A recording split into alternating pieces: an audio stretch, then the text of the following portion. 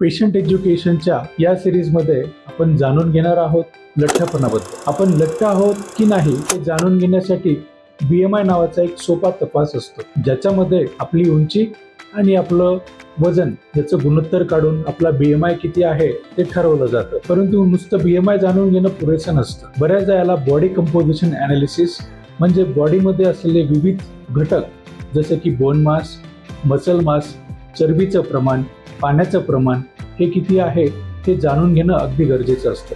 आणि body composition analyser मशीनमध्ये आपलं अगदी ॲक्युरेट असं रिडिंग आपण बॉडी कंपोजिशन ॲनालायझरमध्ये मिळू शकतो.